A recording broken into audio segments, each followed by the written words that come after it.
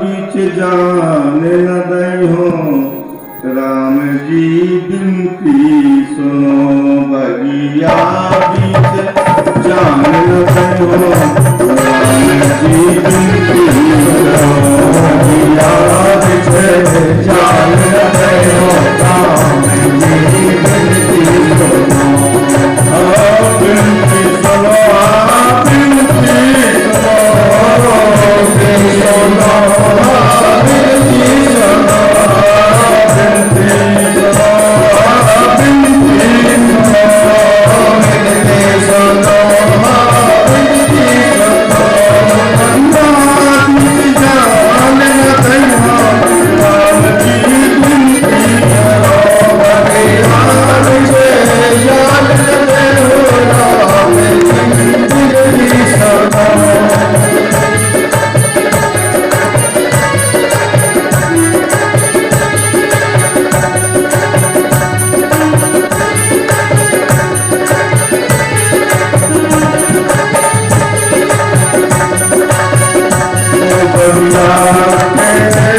हो, राम जी बिनती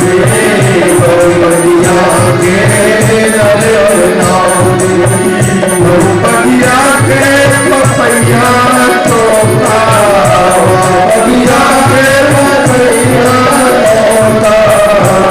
बगिया बीच जान न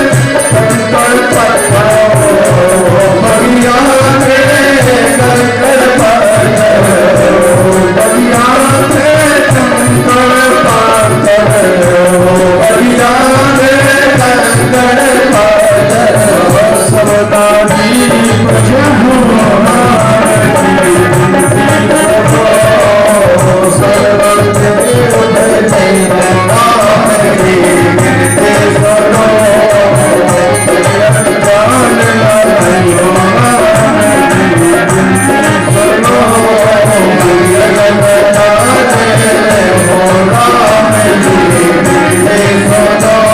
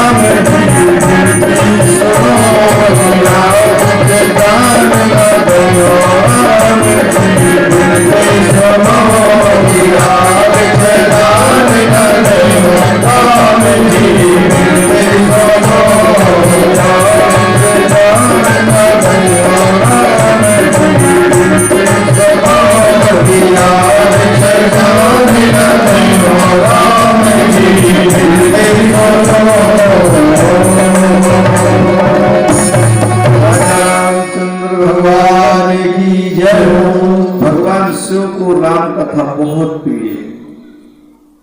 शिव दोही ममदास कहावा, सो नर मोहि सपने नहीं भावा। शिव जी कहते हैं कि अगर राम का बैरी हो जाए तो मुझे ठीक नहीं लगता है। राम जी कहते हैं अगर राम शिव का बैरी हो जाए तो मुझे ठीक नहीं लगता। फूलों को चुना जाता है, ऐसा फूलों को तोड़ा नहीं जाता है कि आप गए और फूलों को फटाफट तोड़ लिया, नहीं, फूलों को चुना जाता। एक एक फूल, जो फूल आपने कई फूल को तोड़ लिया और फूल को हाथ में लिया और देखा उसकी एक पखुरिया खराब है तो फेंक दिया, फिर आपने दूसरे फूल को तोड़ा, अगर वो फूल भी कुछ गंदा है तो उसको भी फेंक दिया, उसमें अपन को दोष लगता है। इसलिए चुनने का मतलब होता है वृक्ष के पास जाओ और वृक्ष को अच्छे से देखो, कौन कौन फूल तुम्हारे काम का है। किसी का बेटा काना है, किसी का लंगड़ा है, किसी का अंधा है, उसको का फेंक दिया जाएगा। अगर एक पुष्प में 50 फूल लगे हैं झाड़ी में और कोई फूल छोटा है, कोई टेढ़ा है, कोई कम फैला है, कोई कम पुखुरियां दिया है, उस पिता के लिए माता के लिए तो सब बराबर है ना, उसको फेंका नहीं जाएगा, तोड़ा नहीं जाएगा, उसको तो बड़े प्यार से लिया जाएगा। जिसको देख लो कि ये फूल हमारे काम का है, उसको बड़े प्यार से तोड़ करके अपने पास अपने बटुआ में रखो, चाहे अपने थैले में रखो, चाहे अपने बटुआ में रखो। शिव पुराण का यही तो महात्मा है। और माँ भगवती कहती है, माँ हे प्रभु, भगवान श्री राम जिस समय बगिया गए तो उनको मालियों ने क्यों रोका? मालियों ने रोका कि आप बगिया में जाओगे और नंगे पैर जाओगे और तुम्हारे पैरों में वो जादू है कि जो कंकड़ पत्थर छिप जाएंगे वो नारी बन जाएंगे, सब नारी बन जाएंगे। राम जी विनती सुनो। तो हमारे बगिया में तो हम माली कह रहा है कि हम और मालन दो हमारा परिवार पल रहा है, और जब आप बगिया में जाओगे तो साथ जितने पत्थर चलेंगे सब नारी बन जाएंगी, सैकड़ों नारी, हजारों नारी हो जाएंगी, फिर उनको रखेगा कौन, उनको पालन पोषण कौन करेगा? इसलिए आप बगिया न जाओ। राम जी ने कहा मैं वादा करता हूं कि एक नारी नहीं बन पाएगी, मुझे फूल तोड़ लेंगे। लेकिन फूल तोड़ने के लिए गए और जाकर के पुष्पों को भगवान ने ऐसा नहीं, बड़े प्रेम भाव से तोड़ा, चुन चुन करके। चुनने का मतलब होता है उनको बड़े, जैसे चावल चुनता है व्यक्ति। अच्छा, सबसे गुरु सबके घर में है, गुरु आपके घर में भी है, आपके घर में भी है, सबके घर में सबसे बड़ा गुरु है जो डेली ज्ञान देता है, लेकिन आप पहुंच नहीं पाते हो, जान नहीं पाते हो। अगर हम जान जाएं तो मान जाएं, लेकिन हम जानते नहीं है। और हमसे भी बड़ा गुरु तुम्हारे घर में बैठा है जो बिल्कुल डेली ज्ञान दे रहा है, डेली। वो कौन है? उसका नाम हम बता देते, वो कौन है? सबसे बड़ा गुरु जो प्रत्येक घर में, बड़ा आदमी हो चाहे गरीब हो, रहेगा सबके घर में। उसका नाम क्या है? सूपा। सूपा।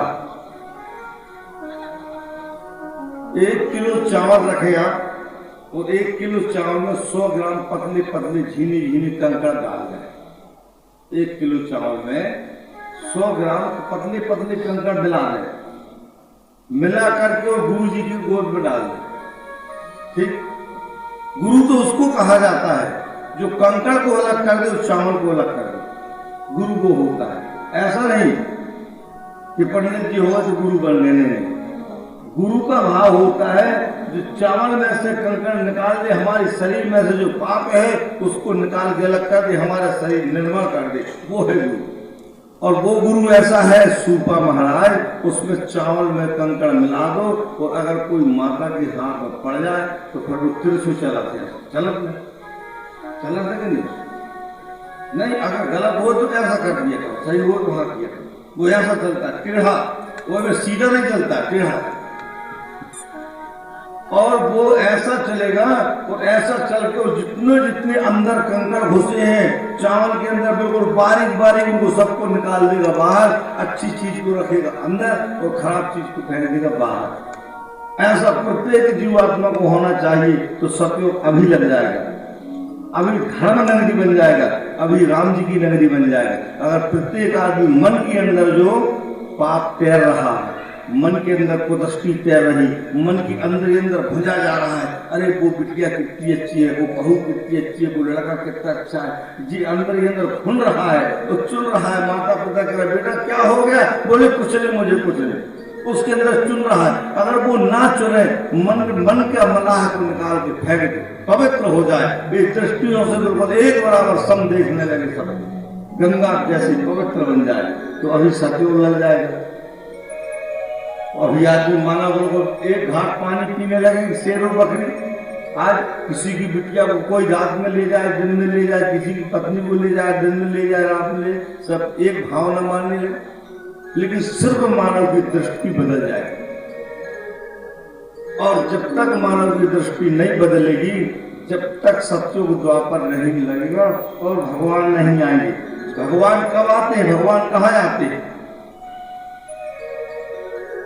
चोर जो घुसता है, खूब उजेला कर दो, चोर घुस जाता है। नहीं, हमने पहले कह रहा सही है, अपना सुकुमत का नहीं कह रहा, ऐसा कर रहा। हम कह रहे खूब उजेला में चोर घुस जाता, तुम हाउ कह रहे हो, ये गलत है। उजेले में कभी चोर घुसता है, उजेले में नहीं घुसता ना चोर, चोर घुसता है अंधेरे में। ठीक, अंधेरे में चोर घुसता है, और उजेले में जैसे सुगंध में वास कौन करता है? देवता। अच्छी खुशबू, घी, अगरबत्ती, धूप बत्ती अच्छा लगाया जाता है, तो वहां फूल अच्छे, तो वहां कौन वास करता है? देवता। और जहां पर गंदगी होती है, वहां कौन वास करता है? राक्षस, निशाचर, गंदगी। अपने इसी प्रकार से अगर अपने घर में गंदगी रखोगे तो कौन वास करेगा? राक्षस। अब राक्षस वास कर जाएगा, और हमसे कहो गुरुजी हम गरीब होते जा रहे, तो क्या करें? गुरुजी का कारण मिला, तुम्हारे हाथ पैर पर नहीं चल रहे। रात में भोजन बनाया, पूरे घर में बर्तन पड़े हैं, चौका में पूरे बर्तन, मच्छर झूम रही है, और तुमने जाके सो गए। अब लक्ष्मी जी आई और धूप की भर गई, वहां गुरुजी का कारण। अगर साफ सफाई घर में रखोगे, बिल्कुल निर्मल मन, छल छंद छिन्न भावा सो नर मोर। अगर आत्म मानव के अंदर पवित्रता है, दीनता है, लघुता है, परमात्मा को कहीं ढूंढने की जरूरत नहीं है। भीली जंगल में रहती थी, भीली के पास में क्या अगरबत्ती थी? क्या घी का दीपक था? क्या दूध था? क्या भगवान के लिए फूल पर बेलपत्री थी? कुछ नहीं, कुछ नहीं था, बिल्कुल कुछ नहीं था, सिर्फ हृदय का भाव था। और फूल तोड़ती थी, फूल तोड़ करके गलियों में बिछाती थी, प्रति जन्म की आदत थी।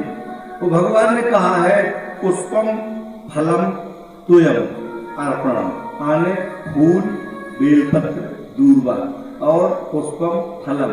अब यहां समझो, भगवान ने कहा पुष्पम फलम तुयम अर्पणम, आने फूल पत्ते मुझे चढ़ाओ। भगवान ने कहा है पुष्पम फलम। ठीक, पुष्प कहाँ है? अब वहां लिखा तो नहीं कि आप गेंदा के फूल लाओ। पुष्पों की जाति नहीं लिखी है वेदों में, केवल पुष्प लिखा है। आपके पास में सामर्थ्य जो पुष्प होए, ना हो चाहे भटकटैया का फूल हो, अनार का, केले का, धतूरे का फूल, गेंदे का, चमेली का, जाफरानी का, जे कुछ रातरानी का, चंपा का, जे कुछ का फूल हो जाए, आप मेरे लिए लाओ, मैं स्वीकार करूंगा। लेकिन लाते हुआ नहीं लाते। और रास्ता में बताऊं, क्या बताऊं भाई, फूल नहीं मिले, नहीं लाते नहीं। और फूल मिले हैं, लेकिन आपने लाए नहीं। जब आपने उनके भेंट के लिए कुछ नहीं लाया, तो जैसा बाजा बजता है वैसा नाचते हैं भगवान, जैसा बजना वैसा नाचते। अब जब आप खाली आ गए, खाली बैठ गए, खाली चल रहे, जाओ जाऊंगा वो प्रसाद मिलेगा, उतने पुण्य मिलेगा। और अगर भगवान के लिए आप तैयारी से आते, कहीं चावल या कहीं कुछ अनाज या फिर नहीं तो फूल या बेलपत्री या तुलसी दल या दूर्वा या फिर नाना प्रकार के फूल हाथों में लेकर के उनको भगवान के लिए भेंट के लिए लाते, बड़े शौक से जाते हम भगवान की कथा सुनने जाते। हम कथा हमको मोड़ मिल जाएगी, कथा का ऋण नहीं होना चाहिए। हमने कथा सुना है तो हमने ने 10 रुपया चढ़ाया, हमने कथा मोल लिया, भगवान हमको पुण्य देंगे। हमने न 1 रुपया चढ़ाया, न 1 पुष्प चढ़ाया, न 1 फूल चढ़ाया, कुछ नहीं चढ़ाए, हमने केवल कथा सुनी, उसका कितना पुण्य मिलेगा? भगवान तो देंगे। भगवान तो ऐसा नहीं तुम कुछ लाओ तो ना लाओ तो भगवान तो देंगे, लेकिन हम लाते नहीं, मिलता है। लेकिन हाँ, लेकिन कोई की हल्दी होए तो हल्दी में जो है तो गिलास में कटोरी तरह से गेहूं जरूर ले लें, है ना बात सही? कोई हल्दी चढ़े तो थोड़ी सी गेहूं अपने कटोरी में डाल के चले। तो भगवान की कथा सुन में जाए तुम बिल्कुल कछू में ला रहे, लेकिन रोज जा रहे। हम जाने कैसे तुम लेके आना तो कथा निकल गई, भगवान की माया है, परमात्मा का ऐसा ही भाव। भगवान मुंह आए देखते, मुंह आए कि मेरा भक्त आ रहा है, मुझे कुछ चढ़ाएगा और मैं उसको स्वीकार करूंगा। भगवान बैठे देखते हैं, कुंगी फलम तांबूलम ध्वज नारियलम केला। जैसे माँ भगवती के लिए कहते हैं कि 5 सुपारी ध्वजा नारियल ले ज्वाला तेरी भेंट करे। उनकी भेंट में क्या है? तुम्हारी बहन की शादी में जाओगे, तुम्हारे भैया की शादी में जाओगे, रिश्तेदार की शादी में जाओगे, ज्यादा से ज्यादा कम से कम में 500 की साड़ी टिकट ले जाओगे, चूड़ियों का 1 डिब्बा ले जाओगे, बतासा ले जाओगे, जो ले जाओगे। कितने का सामान कितने कम करो तो 1000 का ले। लेकिन भगवान की कथा सुनने के लिए जाओगे तो मुश्किल से 1-1.5 घंटा का टाइम। अब देख रहे 4 बजे से पलटन लगता है, क्यों? समय हो गया, अब जाना है। भगवान के लिए हम टाइम नहीं देते, ताकि हमको टाइम देना चाहिए। हरि अनंत, हरि कथा अनंता। 4 घंटा कथा सुनो, 5 घंटा कथा सुनो, 10 घंटा कथा सुनो, गुनगुनाओ। गुनगुनाने से कोई माता गुनगुनाए, बिल्ला चल रहा है, गुनगुनाए सीताराम सीताराम राधे श्याम राधे श्याम, गुनगुनाए रोटी करे सीताराम सीताराम, झाड़ू लगा रहे राम राम राम राम कृष्ण। काम तो हो रहा है, लेकिन भगवान का नाम ही हो रहा है। तुमको आजमाना है तो आज शाम खे दोनों बहुओं को दे दो 1-1 सेर आटा और आधा सेर चावल और दाल और 1 सब मिर्ची और मसाला और सब कुछ दे दो। तो दोनों को गैस सिलेंडर चूल्हा दे दो, दोनों को रोटी बनवाने का आर्डर दो, 5-5 आदमी की रोटी। वो एक झनी सीताराम सीताराम राधे श्याम जय भगवान करके बनाए, और एक झनी की बन जा ठगी की हो जा नाथ देखी हो जा नाथ जा पेड़ा जाएगी हो जाए ऐसा कह के बनाए। और दोनों एक सा मसाला डाले, एक से चूल्हे में बनाए, एक सा सब कुछ बनाए, और बनाने के बाद में आप भोजन करिए, भोजन का टेस्ट बदल जाएगा। जो गाली दे के बनाएगी उसका भोजन का टेस्ट नहीं रहेगा। और जो रुचि करके उमंग से धन है वो माता जिनके हाथ का भोजन हम खाते। आपके हाथ में जीवन है।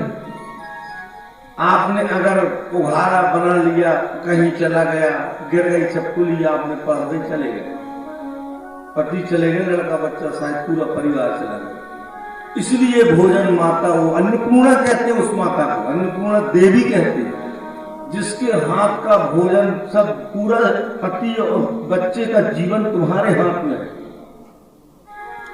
तो भोजन को रुच करके बनाना चाहिए, भगवान का नाम स्मरण करके। एक दाने में कहते हैं खाने वाले का नाम लिखा है, एक दाने में भगवान है, और उसमें नाम ले लेकर गुस्सा हो कभी नहीं बनाना भोजन। और बनाओ तो होगा तुम्हारी समस्या, हमारी नहीं, हमारा बताने का काम है, हमें बता देंगे। जीवन तुम्हारे हवाले, इसलिए भोजन को रुच करके बनाओ, अच्छे से बनाओ, उमंग से बनाओ, भाव से बनाओ, कीर्तन करके बनाओ। और भोजन बनाने के बाद में थोड़ा सा भगवान को भोग लगाओ। कोई चूल्हे ने तुम्हारा ठेका नहीं ले रखा है। जो तुम चूल्हे में 4 लकड़ी लगी, लकड़ी को जल नहीं रही है तो गुस्सा में लकड़ी की लकड़ी टकरा है ना बात। जल नहीं रही तो लकड़ी टकरा करके उसको जला करके उससे काम करा लेते हो, भोजन बना लेते हो। और जब भोजन बन जाता तो 1 लोटा पानी लेकर क्यों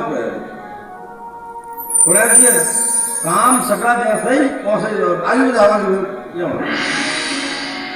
ऐसा क्यों? शिवपुराण है, शिवपुराण खाल का बाल खींचता है। शिवपुराण की यही खासियत है। शिवपुराण अगर मानव सही सुन लिया और सही सुना दिया जाए तो मानव का शरीर तापमान हो जाता है। अगर आपका भोजन तैयार हुआ, थोड़ा सा आपने अग्नि में भोग लगा दिए तो क्या होगा? वो भी बेचारा तृप्त हो जाएगा कि चलो मुझसे काम कराया लेकिन मुझे भोजन तो दिया अग्नि ने। अग्नि देवता हो। अन्न पूरे सदा पूरे संगर पूर्ण प्रलम्ब वे ज्ञान वैराग सिद्धार्थम भिक्षाम देहि च पार्वती ले मैया। जो तो आपका प्रसाद जो है भोजन, आपका भोजन बन जाएगा प्रसाद। अगर आपने भगवान को चढ़ा दिया तो वो बन जाएगा प्रसाद। और कहीं आपने कटोरी में लेकर के और 2 तुलसी की पत्ती डाल करके और भगवान को अर्पण कर दिया तो वो तो महाप्रसाद बन जाएगा। और ऐसा प्रसाद बन जाएगा कि उसमें कोई विष भी मिला दे तो पहले भगवान ने पा लिया, आपका विष भी अमृत बन जाएगा। अमृत बन जाएगा, उसको आप खाएंगे, अमृत के समान हो जाएगा। लेकिन भोग जरूर भगवान को लगाना चाहिए। इसी प्रकार से भगवान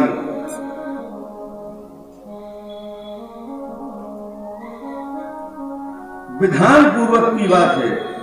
शिवलिंग को विधान पूर्वक मानना चाहिए। शिव जी महाराज ने कहा प्रभु लिंग को क्यों पूजा जाता है? मुझे एक बात सुनने का संशय है। मूर्ति क्यों नहीं? राम की मूर्ति पूजी जाती है, दुर्गा जी की मूर्ति पूजी जाती है, काली जी की मूर्ति पूजी जाती है, राम की मूर्ति पूजी जाती है, सबकी मूर्ति। लेकिन भगवान शिव की मूर्ति क्यों पूजी नहीं जाती है और लिंग क्यों पूजा जाता है?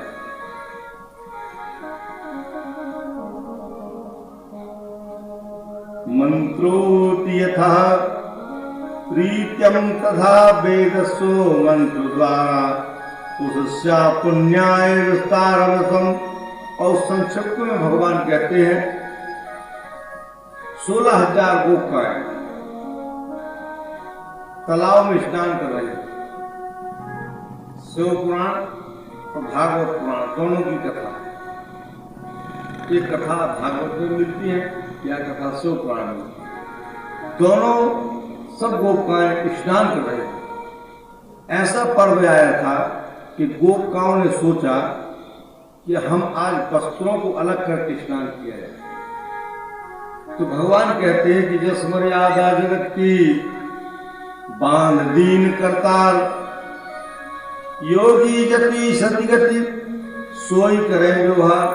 मर्यादा में अगर रहोगे तो भगवान तुम्हारा साथ देंगे, और मर्यादा अगर तुमने तोड़ दिया तो भगवान तुम्हारा साथ नहीं देंगे।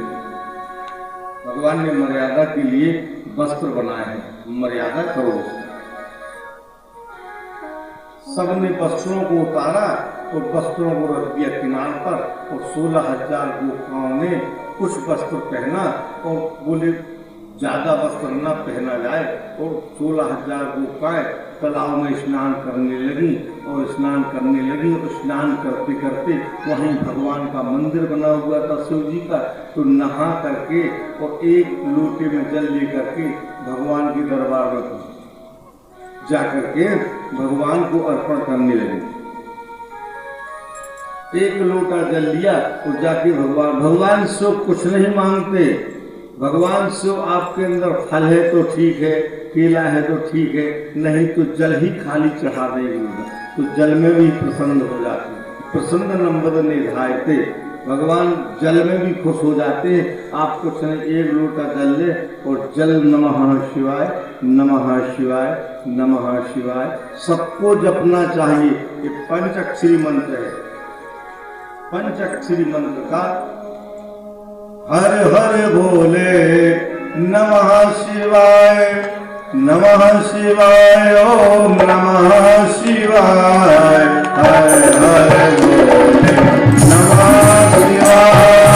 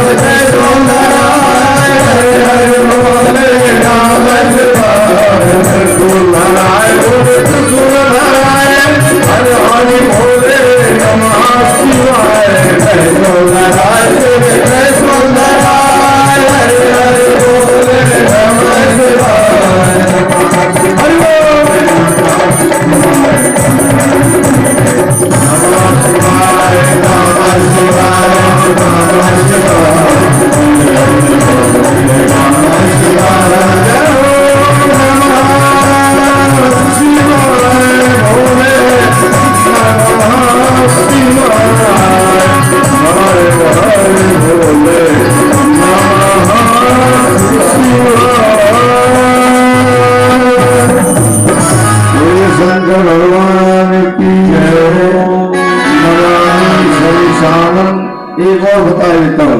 रामचरितमानस में उत्तरकांड में श्लोक लिखा है, उस श्लोक को डेली पढ़ा करो, प्रतिदिन पढ़ा करो। प्रतिदिन तुम्हारे सकल पाप नष्ट हो जाएंगे, सब क्षमा प्रार्थना स्वीकार कर लेंगे। बिल्कुल 2-4 चौपाई बच्चे खत्म होने के लिए 1-2 पन्ने तब लिखा है। क्या लिखा है? नमामि शमीशानम निर्माण रूपम विभू व्यापकम ब्रह्म वेद स्वरूपम निजम निर्गुणम निर्विकल्पम निरीहम चिदाकाशमाकाशम वसे भजम भवानी पते भवभाग्यम कलादित्य कल्याण कल्पंतकारी सदा सचितानंद दाता त्रिपुरारी चिदानंद संदोह मोह पारी प्रसिद्ध प्रसिद्ध प्रभुनकारी नवनाथम पदारविंदम भजन दिलोके परिवनारायण ना तत्सुखम शांतिवासनम प्रसिद्ध सर्वभूतादि नवासनम ना जानामि योगम जपम नेव पूजा न तो हम सदा सर्वदा संभूतुभ्यम जराद्भोक्ताद्यापनम प्रभुपाय पन्मासनम संभूरुद्रकार्तम प्रवृत्तम हक्तेशाय गायरित्यम महेशम रजनीभ्यम चारुचंद्रावतासम रत्नकल्पो ज्वलनम प्रसूदि सस्तम प्रसन्नम बदने धारे। ऐसा भगवान डेली कुछ कोई पाठ ना करो, इतना भर पढ़ लो तो ये मान के चलो कि तुम्हारे सकल मनोरथ सिद्ध हो जाएंगे और पुण्य प्राप्त हो जाएगा। इतना भी ना कर सको तो रामचरितमानस में लिखा है कि सकल संपदा नाथ तुम्हारी, सकल संपदा नाथ तुम्हारी।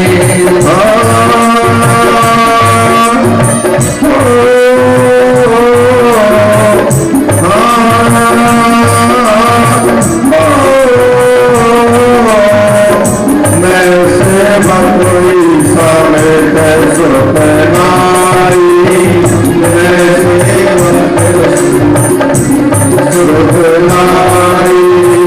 ना तो सकल संपदा तुम्हारी,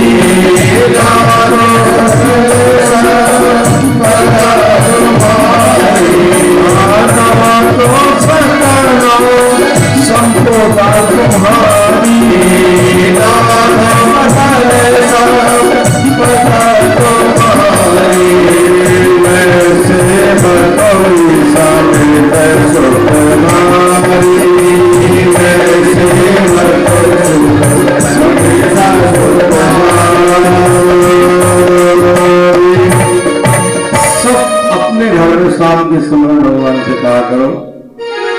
ना तो सकल संपदा तुम्हारी और मैं सेवक समेत सुत नारी। है ना, मैं और मेरी पत्नी और मेरा बेटा, मेरी बहू, मेरी नाती सब तुम्हारे हैं और ये सकल संपदा तुम्हारी है। कोई के घर में 4 तखत हैं, कोई किसी के पिता ने 4 तखत बनवाए और जब पिता खत्म भय तो बेटा तखत में ले जाएगा, नगड़ियों में ले जाएगा। कोई बेटा कहे कि यार 4 तखत होती, एक ये तखत ले सही, एक में धलू गद्दार नहीं। और देखेंगे सीधे सोगत के नीचे उतार, तखत से नीचे उतार दो, जमीन में लगा दो। कहा भैया ऐसा तो नहीं लिखा है कहीं कि मुर्दा को कफनी उड़ाया जाए, कोरा वस्त्र उड़ाया जाए, उसी के नाम कफन रखाया गया। तो कोई साड़ी भी ले सकती है 2-5 हजार की। कोई सुहागवती अगर माता रहे तो 5,000 की साड़ी चढ़ाओ है? अगर इसका पिता गया तो कम से कम 250-300 की धोती ले आओ ना। नहीं, दुकान के बोले कफन को कपड़ा दे दे, 2.5 मीटर पतलू दे दे तू उसको। उसने दिया, बोले कितने हो? बोले 35 रुपया। हाँ बोले जो चीज। और पिता ने इतना कमाया, इतना कमाया, इतना कमाया कि कुछ कहिए का, जोड़े जोड़े अपनी संपत्ति का बना दिया हथियार। इन्होंने किया बड़ा उपकार, इतना दौड़ा, इतना दौड़ा, इतना दौड़ा, इतना दौड़ा। अब जैसे रोज जाते हैं नर्मदा जी नक के दूध लेके, लेकिन एक पौवा दूध ने चढ़ाए नर्मदा माई। बताओ, हे मैया प्रणाम कर ले, कोई बेचारा छठा खान चढ़ा है, लेकिन हे मैया अब ऊपर की पड़ी है नहीं नहीं चढ़ाने वाले तो चढ़ाते हैं, कहीं तो प्रणाम भर कर लेते हैं बस दूर से, है ना। तो बताया गया है कि हर काम में 10वां भाग दान बताया है कि 10वां भाग दान देना चाहिए। और नहीं तो फिर मालूम, अगर दूध बेचो तो वास्तव में जैसे तुमने कहा कि हम डेली चढ़ाते हैं, तो वो तुम्हारा सुपात्रता है, और अगर तुमने नहीं चढ़ाए तो वो कहीं न कहीं निकल जाए। एक ने दूध बेचा और दूध बेच करके पेमेंट लिया महीना में, और पूरे 10-15 हजार रुपये लेके थैला में झोली में धरा और अपने घर आया था। बीच में नदी पड़ी, पूरे स्नान कर लिया जाए, स्नान करने लगा, जब तक एक बंदर आया तो पूरे पैसे लेकर चला गया। वो रोने लगा, बोले कुछ तो हमें दे दो। उसने कहा बिल्कुल देंगे। तो आधो फेंका पानी और आधो फेंका भाटे। बोले पानी को पानी में दो, भाटे को भाटे में। मिलता है हर चीज में। आप खेत में गल्ला लगाओ, अनाज बो, जो भी तुम्हारा किस्मत में है, ये बड़े पुण्य की बात है, बड़े अर्चन की बात है। भगवान की कथा का ऐसा उल्लेखन है। उस समय भगवान ने कहा कि लिंग की पूजा क्यों की जाती है। सब देवताओं की पिंडी की पूजा नहीं करते हैं, केवल शिव जी की पिंडी की पूजा, कहीं राम के स्वरूप की पूजा, दुर्गा के स्वरूप की पूजा, गणेश के स्वरूप की पूजा, लेकिन भगवान के लिंग की पूजा क्यों की जाती है। सूर्य जी ने कहा मुझे संशय है, मोरे मन विश्वास तब भय हूं, जब तुम मुझे इस बात की कथा पूर्ण रूप से कह दो। तब सूर्य जी महाराज ने कहा है, मैं तुमको कहता हूं, जब 16,000 माताओं ने स्नान किया, वो स्नान करके देव सरोवर से एक लोटा जल लेकर के भगवान के वहां स्वरूप था, मंदिर था, तो मंदिर में चढ़ाया। विनय प्रेम बस भई भवानी, खसी माल मूरत मुस्कानी। जैसे मैया वहां मुस्काएंगी, ऐसी मैया यहाँ मुस्कुराएंगी। मैया ने कहा आज भोले बाबा को जल ही जल में प्रसन्न कर दिया जाएगा। प्रसन्नम बदने ढाई पे सब माताओं ने एक एक लोटा। जब बताओ 10,000 माताएं, तो 10,000 माताएं अगर एक देवता में अगर जल एक लोटा चढ़ाए तो 10,000 लोटा जल हो जाएगा। 10,000 लोटा जल जिस देवता में चढ़ेगा वो प्रसन्न हो जाएगा कि छुटक जाएगा, कब जाएगा। लेकिन भोलेनाथ ने जय जयकार किया, भोलेनाथ प्रसन्न हो गए। और ऐसे प्रसन्न नहीं हुए, वैराग रूप संप्रभा, बिल्कुल मंदिर से निर्धंग खड़े हो गए। वस्त्र गागम्बन अमर कर कुछ नहीं, बिल्कुल शरीर में इतने प्रसन्न हो गए। और मंदिर से गांव से नदी में जा गए, कूद गए तालाब में। तो तालाब से मंदिर में, मंदिर से तालाब में, तालाब से मंदिर, मंदिर से तालाब। 7-8 फुट के ऊंचे लंबे चौड़े बिन कपड़ा के नंगे दुरंगे। मतलब भोलेनाथ प्रसन्न जब होते हैं तो उनको कोई शोध नहीं रहती। क्या चाहिए तुमको मांग लो, भोले हैं। एक लोटा जल में प्रसन्न हो जाते हैं, नहीं तो फिर भाले हैं, हाथ में भाला है, फिर जर्रा में भी भस्म कर देते हैं, तीसरा नेत्र। और नहीं तो बिल्कुल भोले हैं, बिल्कुल भोले।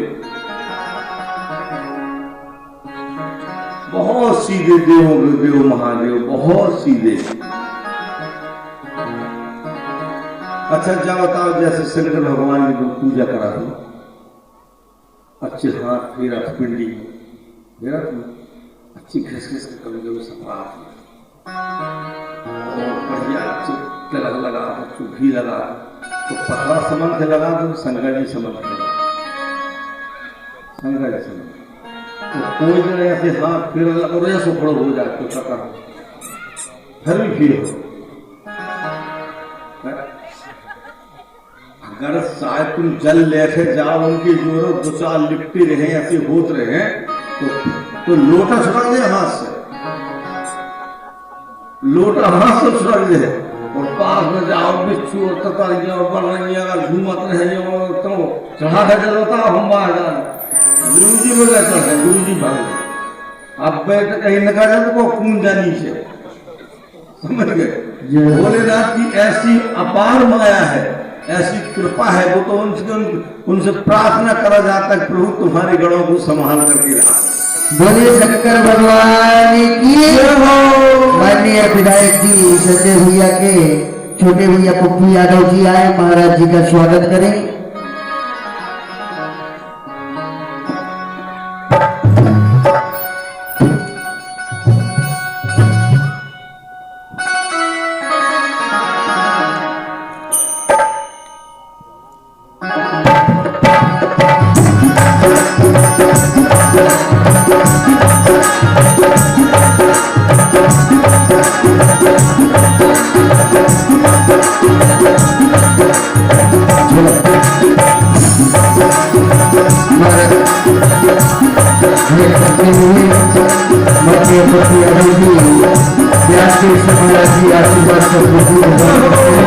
बोले शंकर भगवान की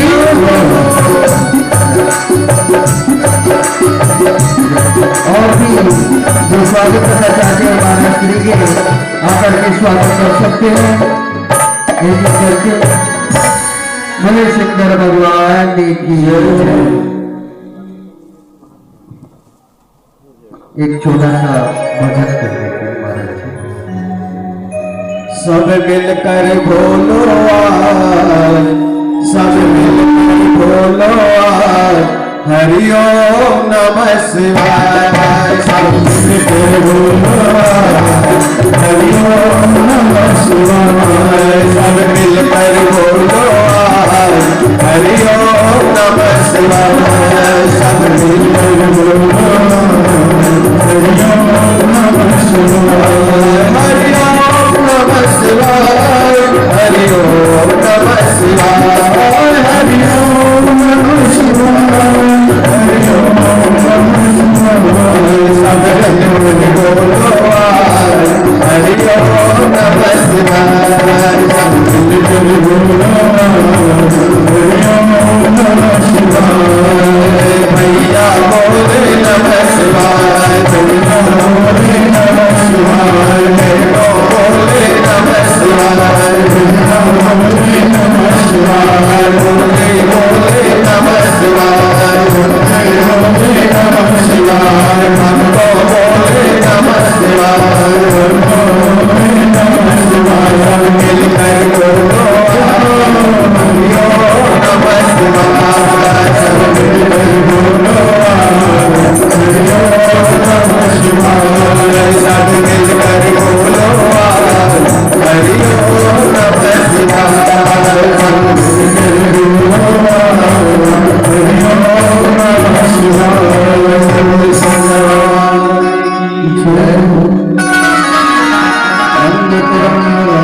गुजटाकलापं गौरी निरन्तरं विभूषितवान् भाग्यं नारायण प्रेमनाथं श्रीपुरपति भजोस्तुनाथं।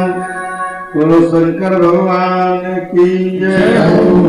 ऐसे आनंदमय भूमि, जिस भूमि पर भगवान शिव की कथा सुनाई जाती है, वो भूमि पर नाना प्रकार के गण, नाना प्रकार की योग माया, नाना प्रकार के देवताएं उस स्थान पर आते हैं कथा सुनने के लिए। और दूसरे का जन्म होता है तो भगवान भी आते हैं, भगवान स्वतः कथा सुनने जाते हैं और दर्शन करने आते हैं। भगवान राम का जन्म हुआ, भगवान गए। श्याम का दर्शन, श्याम का जन्म हुआ, भगवान गए। ये कथा आगे निकलेगी।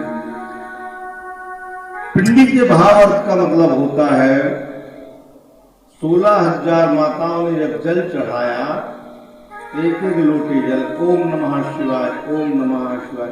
भगवान को जल कैसा चढ़ाना चाहिए? जिन्हें कि मैंने देखा कई माताओं को शंकर जी में ऐसा जल चढ़ा रही है, बेटा बहू नमः नमः डाल दे, दाल में भूल जाएगी, डाल शंकर जी से चढ़ा देगी। शंकर जी जल चढ़ाने डाल 10 दिन आगे चलो। ये क्या है? अब पता चलो कि दादी पूजा कर रही है भगवान शिव की और पीछे से नाती खींच रहा हो, दादी पूजा नहीं कर रहे पकड़ो भाई। अब बताओ ऐसा होता है कि नहीं होता? जिसके पास भगवान ने दिया है ऐसा होता है, पूजा नहीं कर पाते। पूजा कहाँ होती थी? हमारा वेद कहता है कि मंदिर होते थे कहाँ? जंगल में। पहले सतयुग द्वापर त्रेता मंदिर घर में नहीं होते थे, मंदिर होते थे जंगल में। और यह श्मशान मानव को जलाया कहाँ जा रहा था? गांव के चौबट्टा। तो सब दर्शन करते थे, तो ज्ञान बढ़ता है। भगवान कूद रहे हैं, नीचे तालाब में जा रहे हैं, तालाब से मंदिर में जा रहा है, मंदिर से तालाब में जा रहा है, तालाब से मंदिर हो। माताओं ने जिस समय देखा नेत्रों से, आहा जी कौन सा प्रीत तैयार हो। इस प्रीत को लज्जा नहीं आती है। ये कौन है? बिन कपड़े का है, नग्न घूम रहा है, इसका लिंग हिल रहा है, ये कैसा कर रहा है, कौन है? तो माता शर्मिंदा के मारे इकट्ठी होकर बैठ गई। लेकिन भोले बाबा नहीं माने। तालाब में कूदना, तालाब से मंदिर में जाना, मंदिर से तालाब में जाना, मंदिर से तालाब, यही काम चल रहा है। माताएं शर्मिंदा खा करके सिर झुका करके बैठ गई। और जब माताएं बैठ गई सब, तब वहां से गर्ग गौतम सांडिल जमदग्नि वशिष्ठ यात्री कश्यप सप्त ऋषि जा रहे थे। सप्त ऋषियों का जाना और माताओं को ऋषि मत सोचो, जीजू बाबा जी है ना, बाबा जी ऐसे नहीं है, इनमें बहुत करंट है, इनकी सेवा करके देखो, इनकी पूजा करके देखो। भाई देवी चाहते हैं कि हमारी बीवी हो, बच्चे हो, हमारा परिवार हो, घर हो, हम भी पलंग में सोए, बिस्तर में सोए, हम भी गद्दा पल्ली में सोए, हम भी अच्छे रहे। देवी चाहती है ना, देवी तो मनुष्य है। लेकिन वे क्यों नहीं सो रहे हैं? क्या उनके भाग में लिखा नहीं है? नहीं लिखा है। उनको सब कुछ परमात्मा ने दिया, लेकिन नहीं, हमको बैराग, जहां मिलेगा भोजन वहीं खाएंगे, वहीं सोएंगे, वहीं भगवान की पूजा करेंगे। हमको नहीं चाहिए सब संप्रदा। हमने वो जन्म में किया था तो इस जन्म में पाया, अब करेंगे तो हमको आगे फिर मिलेगा, तो नहीं तो हमको मिलने वाला नहीं है। हमको अच्छा कर्म करना चाहिए, हमको अच्छा फल मिलेगा। यहाँ के वहां दौड़ रहे भोलेनाथ, सब माता इकट्ठी, वहां से सप्त ऋषि जा रहे। सप्त ऋषि गौतम सांडिल जमदग्नि वशिष्ठ यात्री कश्यप सप्त ऋषियों को देख करके माता ने कहा, हे ऋषि लोग, हमको बचाओ, हमको बचाओ, ये कौन पीठ तैयार हो गया है? हम तो मंदिर में जल चढ़ा रहे थे, लेकिन मंदिर से बाबा कौन है, कूद रहा है, निकल रहा है, जा रहा। सप्त ऋषि ने खड़े होकर के मैं खड़ा हुए, देव ऋषि वाणी, ऋषियों की वाणी कभी रखा नहीं होती, संतों की वाणी कभी मिथ्या नहीं होती है, वो वाणी तो सत्य है। भूपतियों पंडित वचन वो कन्या को दान, ये बिल्कुल मानो समझो तुम तीनों हो समान, एक एक बार भूते हैं, बाकी नहीं। कन्यादान एक बार ले ले आपने, फिर वो कन्या को दोबारा कन्यादान ले होगा। भूप लोग, राजा लोग अगर एक बार बोल दिया वचन हो गया, पंडित के मुखारन से एक बार वचन कर गए, नहीं कर। भूपति पंडित वचन हो कन्या को दान, ये एक बार करना चाहिए, 10 बार नहीं। कन्यादान तो लेना है, कन्यादान तो हमारी जो बिट गया, जब माई की आई बोली बेटा बैठ कर हम 5 धूप पी ले, फिर से कन्यादान ले। घर की तो बिट गया, घर की बाप माता आई चाहे जब 5 धूप पिया, कन्यादान चाहे जब नहीं, ये एक बार होता है। वेद शास्त्र की बात, अगर वेद शास्त्र है वो कई बार आप कथा सुन सकते हैं, वेद शास्त्र कथा कई बार सुन सकते हैं, वेद शास्त्र आप कई बार, क्यों इसको त्यों मांझो, त्यों उजला, त्यों प्रकाशमान होता है। ऋषियों ने आवाज लगाया, ऋषियों ने कहा बाबा तुम कौन है और निर्भय कैसा यहां से भागता जा रहा है? ज्ञान होना चाहिए। यहाँ माताएं हैं, मर्यादा से चलो, मर्यादा से बोलो, मर्यादा से बैठो। जब तुमने मर्यादा का उल्लंघन किया है, तुमको हम श्राप देते हैं कि अगर रहना है तो ठीक से रहो, और नहीं तो तुमको श्राप देते हैं, कभी मानने वाले नहीं है। श्राप दे दिया, बोले जाओ तुम्हारा लिंग कट के पृथ्वी में गिर जाएगा, लिंग कट के पृथ्वी में गिर गए।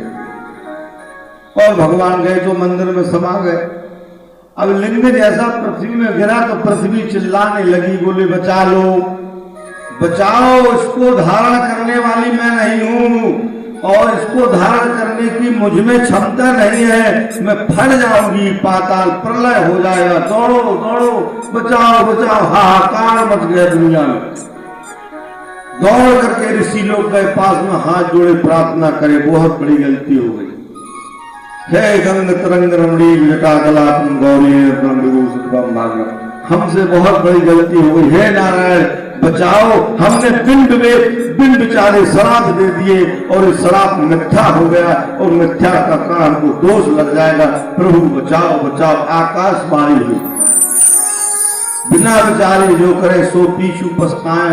बताया गया है कि 21 बार सोच लो, 21 बार सोचने के बाद बोलना चाहिए। वाणी को बिन विवेक नहीं बोलना देना चाहिए, जैसे मुंह में आए वैसा बोलिए, जैसा आया वैसा नहीं बोलना चाहिए।